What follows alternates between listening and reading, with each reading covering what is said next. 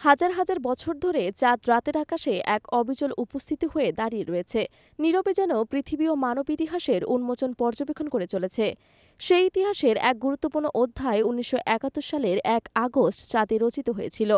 Apollo ১৫ নভোচারী James Irwin এবং David Scott চন্দ্রপৃষ্ঠের একটি প্রাচীন অংশ আবিষ্কার করেছিলেন, যা চাঁদের উৎপত্তি সম্পর্কে গুরুত্বপূর্ণ তথ্য দিয়েছিল।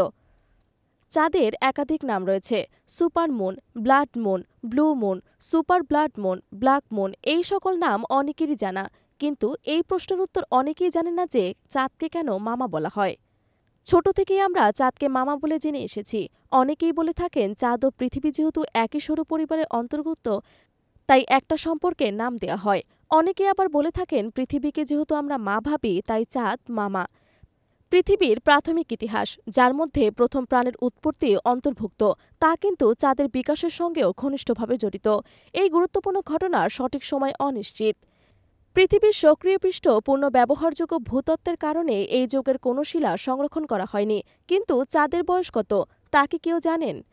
পৃথিবীতে পড়ে যাওয়া বেশিরভাগ চন্দ্র উল্কাপিণ্ডের বয়স প্রায় ৪.৩৫ বিলিয়ন বছর। অ্যাপোলো মিশনের সময় পৃথিবীতে আনা ৯০০ পাউন্ড ওজনে প্রায় সব চন্দ্রের নমুনার বয়স একই রকম বলে প্রমাণিত হয়েছে। ২০২৩ সালের শেষের দিকে field museum of natural history এবং শিকাগো বিশ্ববিদ্যালয়ের গবেষক ফিলিপ হকের নেতৃত্বে একদল বিজ্ঞানী অ্যাপোলোর প্রাচীনতম নমুনায় ৪.৫১ বিলিয়ন বছর বয়সী জিরকন স্ফটিক আবিষ্কার করেন।